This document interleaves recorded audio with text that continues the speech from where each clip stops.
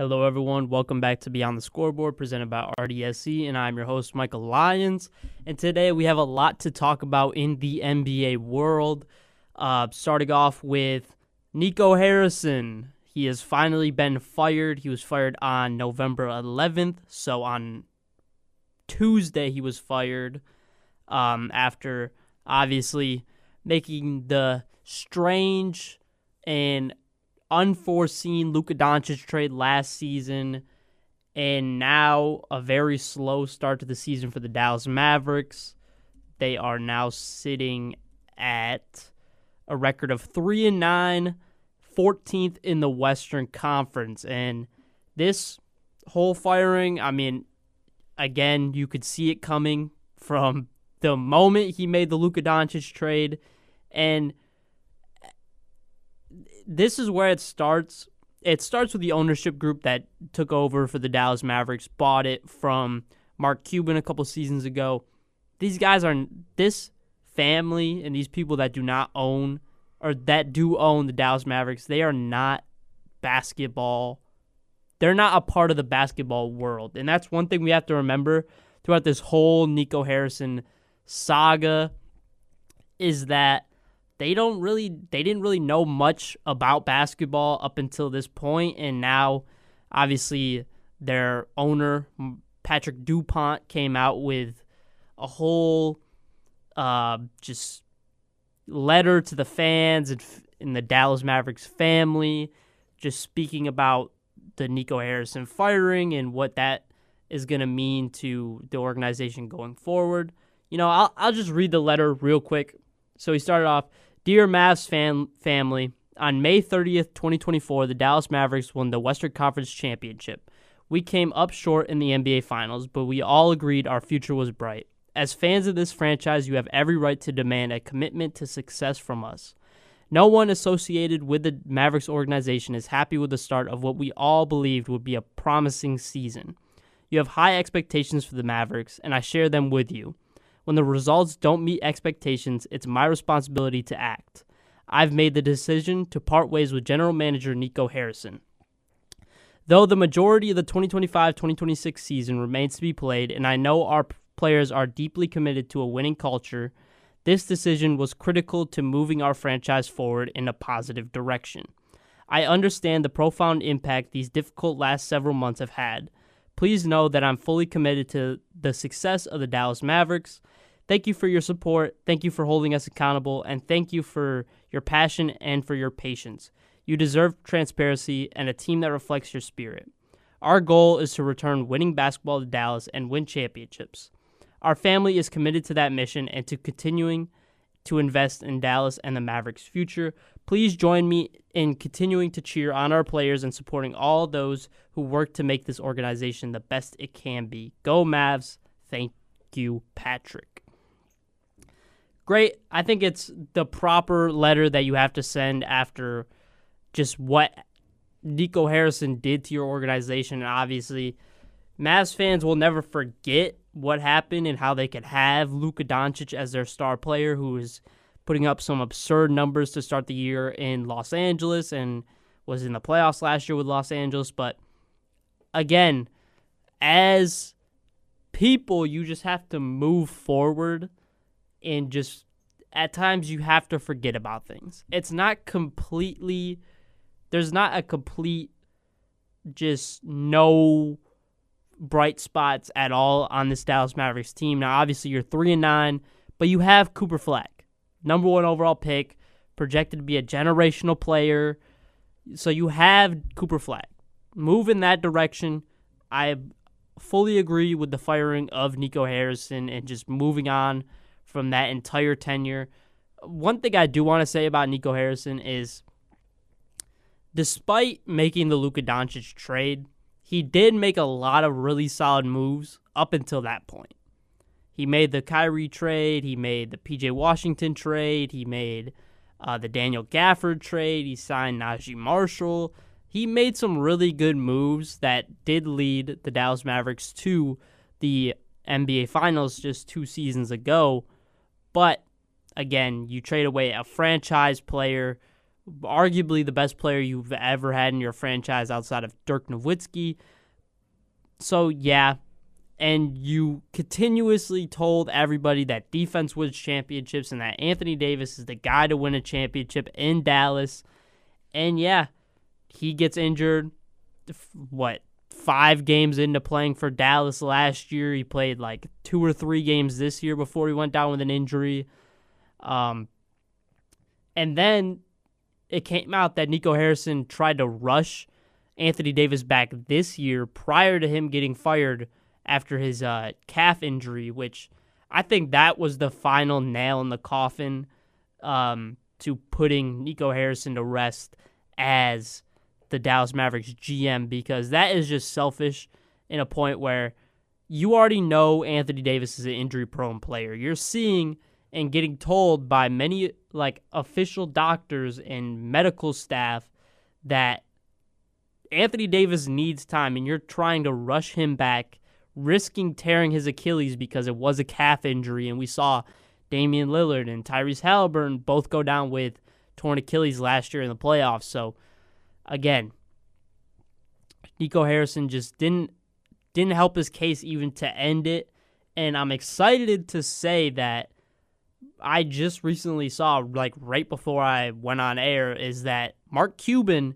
a minority owner of the Dallas Mavericks, is going to be back making some basketball decisions for the Dallas Mavericks. And I think that is the perfect, because when Nico Harrison took over as GM, he said that he didn't want Mark Cuban anywhere involved in basketball operations at all with the Dallas Mavericks. So at that point, you knew it was fishy. Yeah, I get he's a minority owner. He doesn't have a lot of power, but he's still Mark Cuban. He owned the Mavericks for so long. He won a championship under them. Mark Cuban, if you think of the Dallas Mavericks, you almost think of him just as much as you think of Dirk. So, and obviously, Mark Cuban is just a great guy. He's still close with Luka. He's still close with Dirk Nowitzki. So, again, it's good that the Dallas Mavericks are moving forward past the Nico Harrison era. And now, what did they do? I believe what you're going to see is some drastic changes. They already said it in the article I read with Mark Cuban coming back, is that they're going to make some drastic changes, which I think you have to make with this roster, because you can't be 3-9 and thinking that there's a bright spot with this Dallas Mavericks team. You have Cooper Flagg. That's your bright spot. You're not winning anything this year. You're going to be sitting at the bottom of the Western Conference. At this point, trade away Anthony Davis once he gets healthy. And honestly, just get whatever you can for him. Don't obviously give him up for literally nothing, but just wash your hands with Anthony Davis, because, again, Dallas Mavericks fans have not forgiven. They never will forgive, and every time they see Anthony Davis on the court, they're going to think, wow, that could have been Luka Doncic right there. So, and I do want to say one thing. Jason Kidd came out. I think one of the bigger things that led to the firing so early in the season is that even in a close game for the Dallas Mavericks a couple nights ago, let me just make sure who they played, because they played somebody and it was a really close game down the stretch. I believe it was, the Milwaukee Bucks game. They lost by 2 points. Clutch time throughout the end of that game. And all you could hear was fired Nico chants. And if you are Cooper Flagg, if you are Brandon Williams, if you're all these guys playing on the court, you're like, we had no say in that. We don't want to hear fire Nico chants. So, and then they fire him. Wednesday night, they play the Phoenix Suns. It's a close game down the stretch. They lose by 9. No fire Nico chants. So, hopefully that is just the final getting rid of Nico. We can stop hearing Dallas Mavericks fans complain about it. Obviously, don't ever forget what happened, because it never should have happened. But yeah, it feels like they finally moved on a little bit, and obviously it's still gonna hurt, but hopefully the rest of the season we can just hear them and what the Mavs owner said. Just be cheerful and help our players go through this rough season that we're going to see, because you trade away Anthony Davis. If Kyrie comes back, you could trade him away. PJ Washington's got really good value. He's a really good role player. You could get a first-round pick for him. Daniel Gafford is worthy of getting traded. Go in that youth direction. Go Cooper Flagg. Go Derek Lively. Brandon Williams has looked good for what he's played this to start the year. So just go full rebuild mode, reset, and I think that is what we're going to see happen with this Dallas Mavericks team. In the article I read with Mark Cuban coming back is that they are going to start making some radical changes. So hopefully one of those radical changes is getting Anthony Davis, getting Kyrie on competitive playoff level teams and not sitting at the bottom of the Western Conference, because we just won't see much of them. And even if they are healthy, they probably just won't suit up and won't play many games, because there's no point of two injury-prone players really putting it on the line out there and risking getting injured for a bottom 5 team in the entire NBA. But that is the Dallas Mavericks segment and talking about Nico Harrison. And now we are going to move on to my own team, the Sacramento Kings. Right now, the Sacramento Kings are 3-9, 13th in the Western Conference, tied with the Dallas Mavericks for 14th. And it has came out, Carmichael Dave, a reporter, somebody that's pretty close with the Sacramento Kings organization, is saying that the Sacramento Kings are exploring going in a full rebuild mode, which I have never been more excited to say the phrase that my team is going to be really bad, because if we can move on from Domantas Sabonis, if we can move on from DeMar DeRozan, if we can move on from Zach LaVine, our team's going to be really bad. It's going to be Keegan Murray, Keon Ellis, Malik Monk maybe. We're going to be really bad. We're already really bad. We're 23rd in points per game, 27th in defensive rating, so we're not a good team for any stretch of the imagination. I mean, and we have a star-studded lineup of guys. If you go off just name, they just don't really fit well together. The only thing I'm worried about with this Sacramento Kings team is we have seen over time that Zach LaVine has been on bad teams for a long time. He was on the Chicago Bulls for 7+ years, I believe, and nobody ever made a trade for him until the Sacramento Kings came along, and I really think we only made that trade to make it work to get De'Aaron Fox out the door, which, again, did De'Aaron Fox dirty.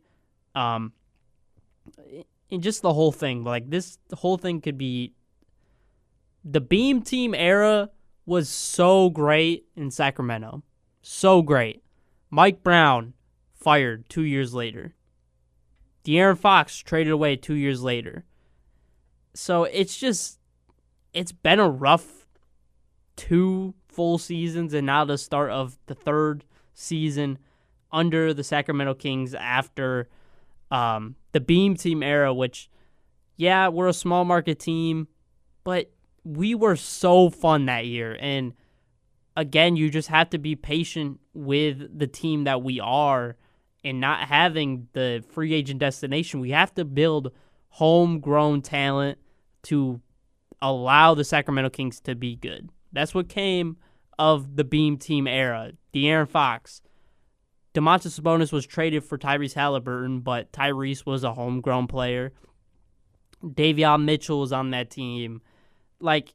We need to get back to a team built off of draft picks for the Sacramento Kings. And obviously, we're also in a tough position because we haven't drafted well over the last couple of years. Keegan Murray looks fine. Obviously, he's injured right now, and he's on a huge contract, so that is something that you have to take into consideration with Keegan Murray. Devin Carter hasn't played much, but when he has played, he's shown some flashes, but also not great.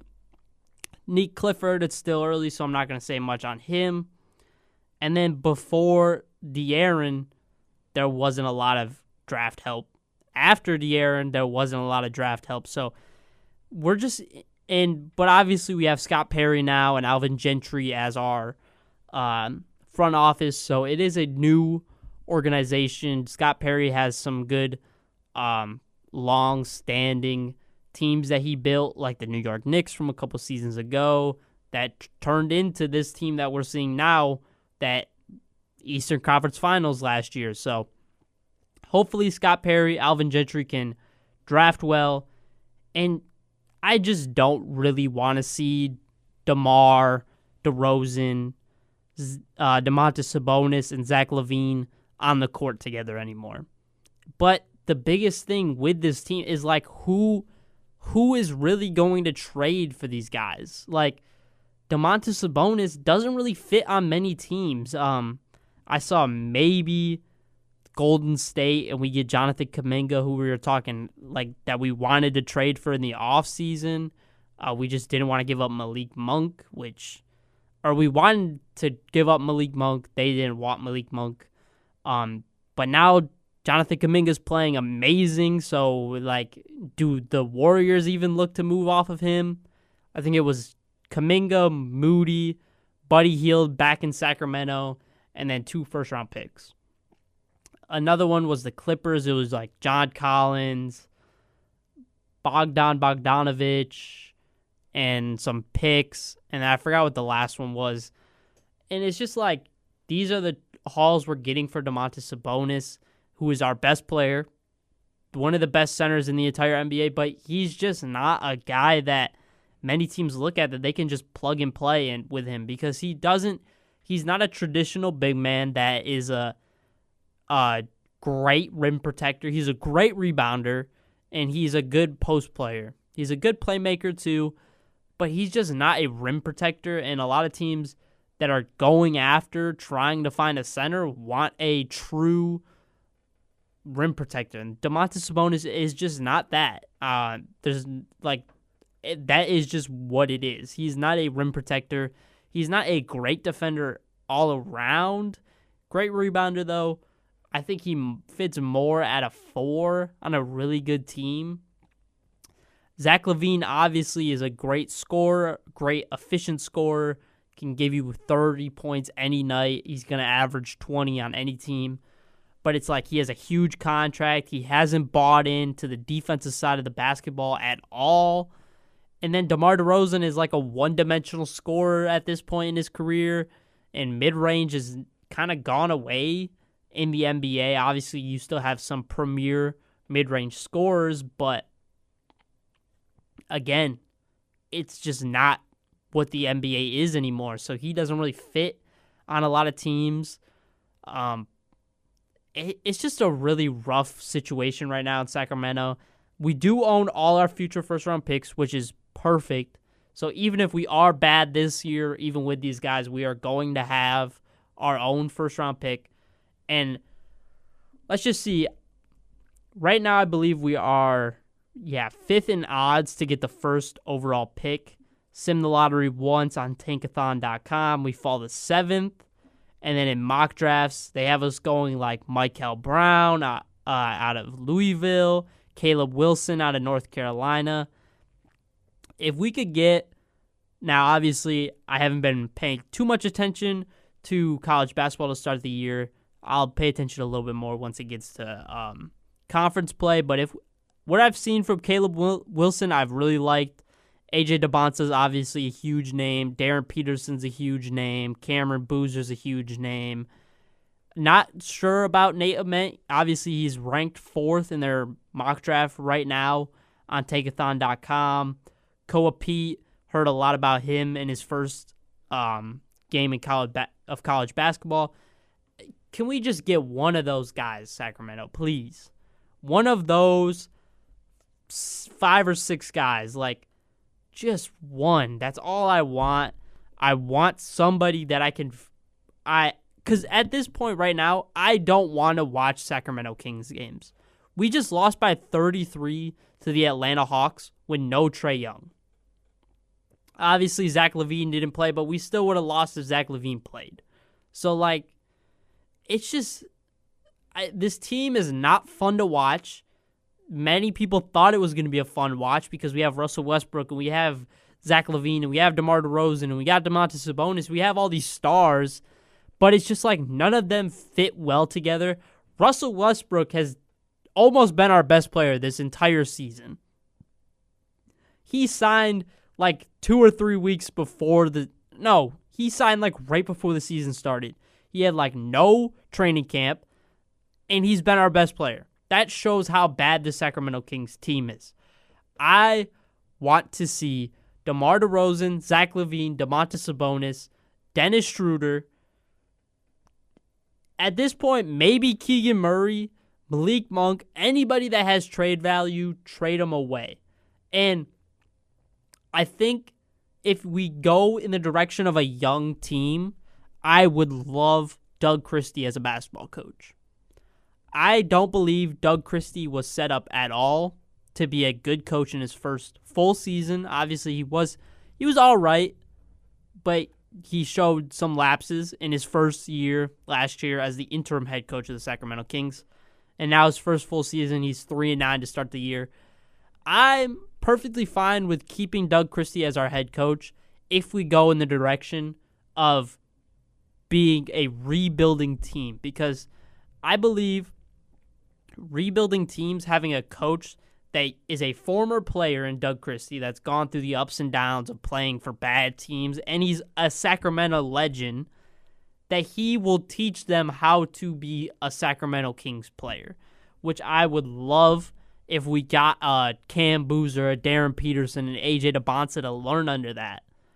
But if we're going to continue keeping this core of aging bad stars, I don't want him as our head coach. And I feel bad saying it because Doug Christie is a legend for the Sacramento Kings. It's just like he's set up to fail with this team. So, again, we'll see what Sacramento does. We've talked about rebuilds in the past and nothing ever really amounted to anything. Hopefully this year, Vivek Ranadive looked just absolutely pissed a couple nights ago. I believe that was the game before. I think that's when we lost to Denver. He was sitting courtside with Scott Perry and Alvin Gentry, and there was absolutely zero smiles on his face throughout the whole game. Vivek has always wanted to be a winning team because winning team sells tickets. A rebuilding team in Sacramento will sell more tickets than the Sacramento Kings team, Vivek. And hopefully Scott Perry and Alvin Gentry can push him in the direction of going full rebuild mode, because that is what the Sacramento Kings need right now. And now, before we go to our first and only commercial break of the episode, we're going to talk about the Detroit Pistons, who, I mean, talk about one of the greatest turnarounds in just in sports history. The Detroit Pistons 2 years ago lost 28 consecutive games, and then they went 44-38 last year, a 30-win jump in one season, and now they are 10-2, 2.5 games above the Knicks, the Sixers, the Cavs, and the Hawks, at the top of the Eastern Conference. And their last two games, their last game that they just won against the Chicago Bulls, they had one of their top 6 scorers. So 5 of their top 6 scorers were all out of this game, and they still beat the Chicago Bulls by 11 points. Shout out to Basketball Paul, the Paul legend. 28-13. Ron Holland's been pretty good. Karis LeVert's been good. Danish Jenkins, 18-12 this game. And he had a huge clutch shot the game before when they played Washington that went to overtime. He had the bucket that sent them to overtime. And Cade Cunningham didn't play, obviously, against the Bulls. Cade Cunningham is looking like an MVP caliber player. He's looking like clutch player of the year caliber player. He's getting the nickname of Mr. Fourth Quarter already to start this year. And just the job that JB Bickerstaff has done is just one of the greatest in just sports history. They're now third in defensive rating, which if you go back 2 seasons ago, they were bottom of the barrel in basically every statistical category. Last year, they were 10th in defensive rating. Now they are third in defensive rating. So, again, he's just building and building and building. And 2 years ago, this team looks pretty similar outside of a couple veteran pieces that got added. But the core of players is still there. Cade Cunningham was on that 28 straight losing season, 28 straight game losing season. Jalen Duren was there. Asar Thompson was there.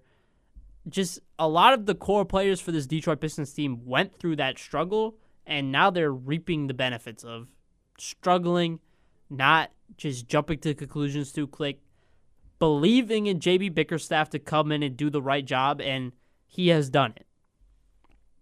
JB has not only added grittiness and toughness back to the Detroit Pistons organization, but the level of discipline that he's brought, enforcing the dress code, just being a very vocal leader, getting at guys, and also the integrity. He's created a team that is playing not only for themselves, but the entire organization in the entire city of Detroit, which we haven't seen in a long time for a Detroit Pistons team.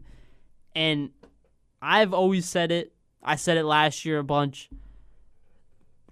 The NBA is good when the Detroit Pistons are good, because that means the Eastern Conference is a strong conference. Detroit, New York, Cleveland, these are all really solid teams this year. Milwaukee's really good this year. It's gonna be going down to the final couple days of the season till we're gonna see who's gonna clinch the first seed in the Eastern Conference. And I genuinely think this Detroit Pistons team is in a position where they can make a move, whether it's a Lauri Markkanen or whoever that they might try to move to get in Detroit.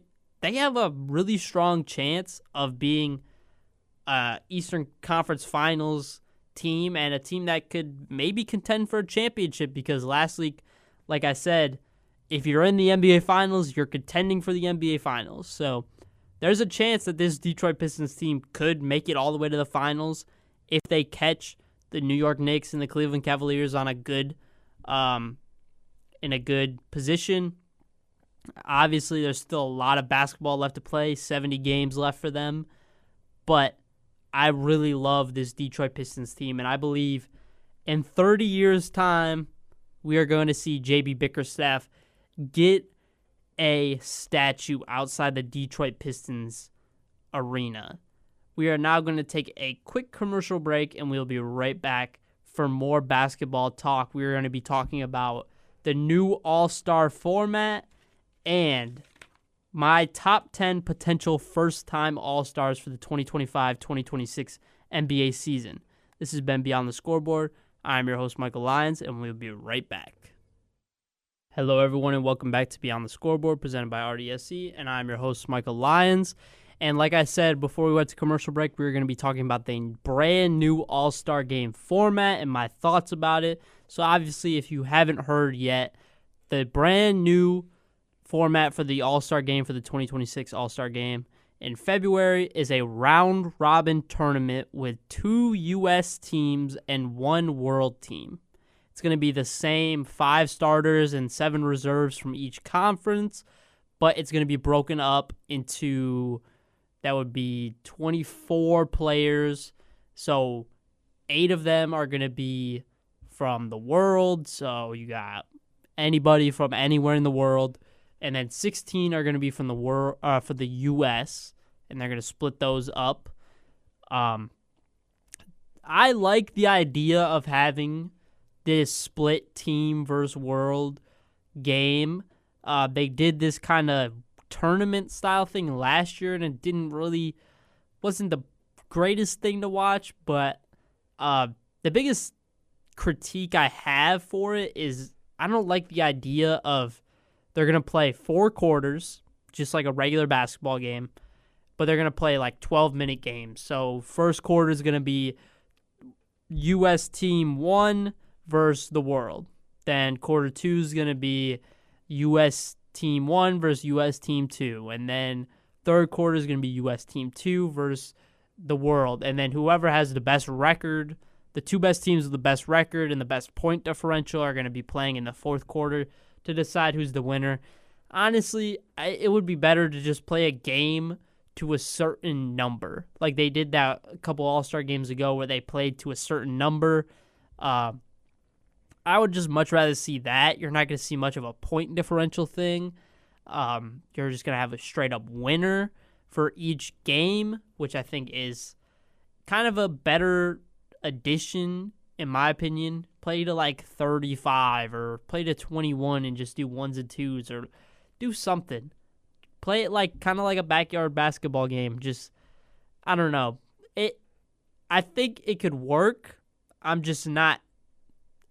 I haven't been hype or excited to watch the All-Star game for a couple years now, and this really doesn't get me even more hype to watch it. So, again, it'll probably be another year where. But NBC Sports is running it this year. TNT has run it the last couple decades. So, again, it's a new broadcast performing the All-Star game. So, we'll see what that brings. Maybe that'll be a little bit more of an intriguing aspect to it. Another critique that some people have is, like, what if they said that if the All-Star voting is not exactly 16-8 between U.S. and world players, that Adam Silver will then add whoever he believes deserves to make the numbers work. So if it goes 18-6 in the voting, 18 U.S. players, 6 world players got votes to be All-Stars, they're going to add 2 more world players to the team, which I guess gives some of these other guys a little bit better of a chance to make the All-Star game. But if we're being honest, the world team is pretty much full if you think about it. Like, obviously, they're only going to have 8 players, but you're already going to have Giannis, Jokic, Luka Doncic, Victor Wembanyama. I'm blanking on names right now. But, like, they already have a pretty good SGA is from Canada. Joel Embiid, if he plays good enough. Pascal Siakam, Domantas Sabonis. Like, it's going to be really tough to make it in that world team. And obviously, we're going to talk about top 10 potential first-time All-Stars. There's a couple people on that team that could be for the world team, and it's going to be tough for them to make it in. So that's one thing I don't exactly like about it, is the fact that some of these guys, like, I'll just give one name already, like a Deni Avdija, is probably not going to make the All-Star game, even though he's from Israel, and he's making a strong case for a Portland Trailblazers team that's pretty good. He's the best player on that team so far this season. So, again, he's making a strong case to be an All-Star. It's just like 8 guys are only going to make it for the world team, unless they have some more, unless the voting is like 14-10, which I don't believe it's going to be. I think people are just going to continue to put a lot of votes towards the U.S. players, and it's going to be tough for some of these world guys to make it on the team.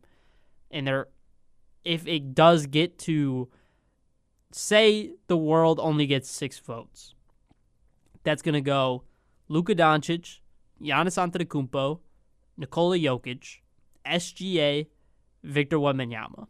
Those are 5 right off the bat. Pascal Siakam will probably be in there. And then after that, they're just going to pick the biggest names they can get. They're going to go with a Domantas Sabonis because he's been a former All-Star. They're not going to go for a Deni Avdija or a OG Anunoby, who is from the UK. So it's going to be tough for a lot of these world players to get in. But, again, you have to be optimistic. Maybe this new tournament structure will add some more competitive nature to the NBA All-Star Game. Again, I'm not super intrigued with the whole thing, but I like to see how the All-Star voting turns out and what happens after that. I also saw a thing that people that aren't technically fully considered international players, but they have international ties, will be considered for the world team if they do need to fill it out. So, again, that's just going to move a lot of these guys that deserve this All-Star game that could be playing for the international team outside of the voting. But that's the All-Star breakdown, the new All-Star game format breakdown.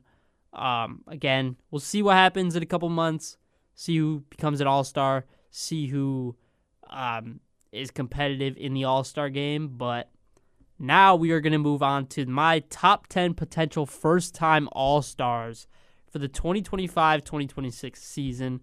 Now, obviously, this is just potential first-time All-Stars. So all these guys have never made an All-Star game. I believe they're having monster years right now where if there are a couple injuries, whether it's for the world side or for the U.S. side, some of these guys make a strong conversation to be put in the All-Star game.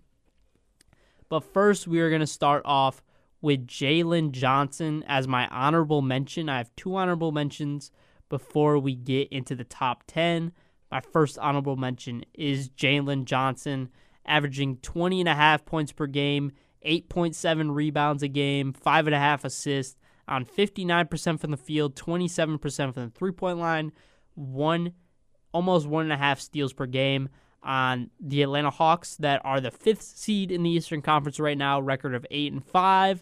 And Trae Young hasn't played for the last couple of games. Jalen Johnson didn't miss a game and they still won. They're on a 4-game winning streak. A lot of that is coming down to Jalen Johnson turning into that star that this Atlanta Hawks team was hoping for. And he's a monster. He fits in a guy that could be competitive for the All-Star game. Again, he's in the honorable mention because if Trae Young is on the Atlanta Hawks, he'll probably still be the All-Star that gets sent. And I don't believe this Atlanta Hawks team will have more than 1 All-Star. Maybe 2, because Kristaps is also on this team, and he's having still a really good year, and he could be considered for the international team. So Jalen Johnson might just get pushed out just because he's not as big of a name as Trae Young or Kristaps Porzingis right now. But Jalen Johnson definitely deserves an honorable mention for a potential first-time All-Star this year. My other honorable mention is Aaron Gordon, averaging 19.6 points per game, 5.5 rebounds a game, shooting 53% from the field and 45% for the three-point line. Had that 50-point game to start the year, and he's still continuing to be dominant on the 9-2 Denver Nuggets. Again, though, I have his teammate on this list, and I don't know if this Denver Nuggets team is going to get 3 All-Stars. I could definitely see it. I will be honest. I could definitely see it because Aaron Gordon, Jokic, and Jamal Murray, who was one of my top 10 potential first-time All-Stars, he's really high on the list, all deserve a really strong shot at being All-Stars this year, and that is a really good 3-headed monster of guys leading a team in the Western Conference. Again, he's just in the honorable mention. I just don't know if he's going to make it due to the fact that he's not the biggest name on his team. He's not even second biggest name on his team. He's having a monster year, but again, Aaron Gordon just kind of is one of those guys that might never make an All-Star game, even though he's so good. because he does a lot of little things that aren't exactly on the stat sheet that a lot of players and fans, casual fans of the NBA, don't see a lot of. Now moving into the top 10. At number 10, I have OG Anunoby. He's averaging 17.1 points per game, 5.8 rebounds a game, 2.5 assists, on 48% from the field, 40% from the three-point line, with 2.1 steals per game. New York Knicks, 7-4 right now, second in the Eastern Conference, only behind the Detroit Pistons. They could easily jump up to that 1 seed by the time All-Star break comes. OG obviously is from the United Kingdom, so he would be considered for an international player. He is on the New York Knicks. He's going to get a lot of votes from New York Knicks fans. He's having a monster year. And, again, the Knicks are a team that could have 3 All-Stars, Jalen Brunson, Cat, and OG. Cat could technically also be considered for the world team, but I think he'll be considered for the U.S. team. We'll see what obviously comes of that when it gets to the voting time. But OG, again, is having a monster year, deserves his flowers. Just low on the list because he does have 2 other All-Star caliber players and almost 3 other All-Star caliber players on his team, so there's a chance that he just doesn't make it because of how star-studded his team is, and voting just doesn't go his way. Then at the number 9 spot, I have Norman Powell, who is having a monster year for the Miami Heat. 24.8 points per game, 4 assists a game on 47% for the field, 47% for the three-point line. Been the best player for the Miami Heat to start this year, who are 7-5, 8th in the Eastern Conference. Miami has a very large voting base. Again, Norman Powell just hasn't ever made an All-Star game, so it feels weird that he's never made an All-Star game because of how good he has been the last couple of years. But this is his best year of his career right now. And he's winning games without some of his fellow teammates and Tyler Hero and Bam Adebayo. And again, I just don't know if he's going to make it because Tyler Hero is also on his team. Bam Adebayo is also on his team. So there's just another chance that he is just that guy that gets left out of the voting because he's a newer guy to the franchise. He isn't as big of a name as the other guys on his team. Next up at the number 8 spot, I did flip 8 and 7. Prior to it, I had them flipped, but now I'm going back. I'm putting Franz Wagner at the 8 spot. He's averaging 22.5 points per game, 6.5 rebounds, 3.8 assists, 47% for the field, 36% for the three-point line, 1.2 steals per game. Franz Wagner, obviously, again, having another monster year. Second best player on his team behind Paolo Banchero. Paolo will definitely be an all-star.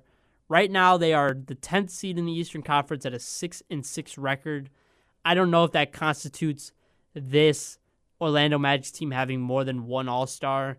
And if they do only have one all-star, it's most likely going to be Paolo. But with the whole international thing, if they don't get enough voters, Franz could definitely sneak his way on there. Germany has a very large voting base for the All-Star game. Again, played in Eurobasket over the summer, so a lot of the German and European fans know a lot about Franz Wagner. He was dominating over there. And to start the year, he's been really good. Paolo just got injured on Wednesday night against the New York Knicks. So if he's out for a little bit of time, we're going to see more Franz, and that could obviously jump him up this list because if Paolo doesn't play, if he doesn't meet the requirements to play in the All-Star game, Franz could definitely step in and be that one All-Star for this Orlando Magic team. Next up at the 7 spot, I have Josh Giddey, who's having a monster year to start the year. 21.5 points per game, 9.5 rebounds a game, 9.3 assists, 46% for the field, 39% for the three-point line, and he's averaging a steal a game. I mean, Josh Giddey has broken into his own to start this season for the Chicago Bulls. Obviously, he's missed a couple games in a row due to the ankle breaker he got from DeAndre Hunter, which might lower some voters and push some voters away from Josh Giddey. But once he comes back to full health, him and Kobe White back out there, they're going to be putting up some monster numbers. And if Chicago does get an all-star, I think it will be Josh Giddey, due to the fact that he's almost averaging a triple-double 12 games into the NBA season. They're 6-5 right now. So, again, they're a team that might not have an all-star. Will probably, if they do have an all-star, just have one. So there is a chance that maybe Kobe White is just the all-star if he comes back and plays like a lot of Chicago Bulls and NBA fans expect him to play. But Josh Giddey definitely deserves a spot on this top 10 potential first-time all-stars list. Next up, we got to go a little fast. Been speaking too much on the guys. Ahmed Thompson is my sixth spot, averaging 17.5 points per game, 6 rebounds, 5.5 assists, 50% for the field, 25% for the three-point line, 1.5 steals per game. A lot of the younger fans love Ahmed Thompson, the defense that he brings. He's a competitive player, which could be great for the All-Star game. But Alperen Şengün and Kevin Durant are also on his team, so do the Houston Rockets really deserve 3 All-Stars at this point? Maybe, maybe not. So that's why he's a little bit lower than many might believe he should be on for potential first-time All-Stars. Next up, at the 5 spot, I got Deni Avdija. I spoke very highly on him earlier. He's averaging 26 points per game, 6 rebounds a game, 4.5 assists per game, 49% for the field, 38% for the three-point line. Portland Trailblazers right now, 6-5, 8th in the Western Conference. They've had a monster start to the year. They've been super competitive. Deni Avdija has been their best player to start the year. He definitely deserves an all-star game nod. It's going to be tough for him, though, being an international guy, trying to sneak in and be one of those final last spots for the world team. But I definitely believe he deserves some credit. And if Portland does get an all-star, it's going to be Deni Avdija. I don't see anybody else on that team taking his spot as an all-star. Next up at the 4 spot, feels a little bit low, but Chet Holmgren, averaging 18.7 points per game, 8.2 rebounds a game, 59% for the field, 38% for the three-point line, 1.5 blocks a game. Chet would have probably been an all-star last year, so I think the guys from 4 to 1, I think all these guys are going to make the All-Star game. Chet is the first spot. Oklahoma City, if J-Dub doesn't play in the next couple games, he's probably not going to be allowed to play in the All-Star game. That'll just mean Chet Holmgren will slide right in and fit perfectly next to Shai Gilgeous-Alexander as their 2 All-Stars. And even if J-Dub is able to be an All-Star, this Oklahoma City Thunder team is so dominant. They have a huge fan base for the younger fans that do a lot of the All-Star voting. Chet Holmgren, this is probably the team that you can best make an argument for that they deserve 3 All-Stars with Shai, J-Dub, and Chet Holmgren. So that's why he's at 4, just because I can see J-Dub and Shai making it over Chet, and also he probably deserved to make the All-Star game last year if he wasn't injured. Next up at the 3rd spot, I have Jalen Duren. He's averaging 19.4 points per game, 12 rebounds a game on 65% from the field with 1.2 blocks a game and 1.1 steals a game. He is the second best player on the best team in the Eastern Conference in this Detroit Pistons team. He's having a monster year. He's a walking 20-12 every single night, and he is gaining a lot of fans because of how he plays basketball. He fits that old style of Detroit, get in your face, be rough, be tough, and just push guys around. And I believe he definitely deserves a nod for the All-Star game. I think he definitely will make it if this Detroit Pistons team can continue what they are doing right now with this 10-2 record, being at the top of the Eastern Conference. They are definitely a team that deserves 2 All-Stars, with Cade and Jalen Duren being one of the best duos in the entire NBA and pick-and-roll threats in the entire NBA. Next up at the number 2 spot, Feels crazy that this guy has never made an All-Star game because of how good he is. Jamal Murray, this is the year he's going to make the All-Star game. Averaging 22 points per game, 5 rebounds a game, 5.5 assists a game, 47% for the field, 36% for the three-point line, on 1.5 steals a game. Jamal Murray, obviously from Canada, so he's going to have to make it on the world team. He's having a monster year. The Denver Nuggets are a strong, competitive team. They're number 2 in the Western Conference with a 9-2 record. He's the second best player on this team. Arguably, Aaron Gordon's the second best player on this team, but I believe Jamal Murray has the best case to be an All-Star this year. Everybody knows he's never been an All-Star yet, and everybody's going to be like, wow, this guy is amazing. I can't believe he hasn't made an All-Star game yet. So, seeing him this year, doing what he's doing, seeing how good the Denver Nuggets are going to be, Jamal Murray should definitely be an All-Star. And just off the top of my mind, this would be the only duo on the world team, which would be interesting to watch with Jamal Murray and Nikola Jokic out there, because just thinking right now, I can't think of any other duos that are both foreign-born or foreign international fitting players. But Jamal Murray, definitely going to be an All-Star this year, definitely deserves to be on this list. And arguably, he could have been one, but the way that Austin Reeves has been playing, and obviously how large the Los Angeles Lakers fan base is, he's going to have a lot of votes. Austin Reeves is number 1 on this list, averaging 28.3 points per game, 5 rebounds a game, 8.3 assists per game, 47% for the field, 30% for the three-point line, 1.5 steals a game. Austin Reeves is having a monster year. No LeBron, doesn't matter. He's having an insanely great start to the season on a Lakers team that's 8-4 with no LeBron James. Now, obviously, it gets a little interesting if LeBron does come back, what that does to the Austin Reeves numbers and what that does to Austin Reeves voting, because LeBron's going to get the votes to be an All-Star because he's LeBron James. Luka Doncic is already a solidified All-Star for the international team. Could Austin Reeves slide into those final couple of USA spots for the All-Star game this year? I believe he will. Like I said, from 4 and above, I think all those guys deserve to be All-Stars this year, and they will be All-Stars.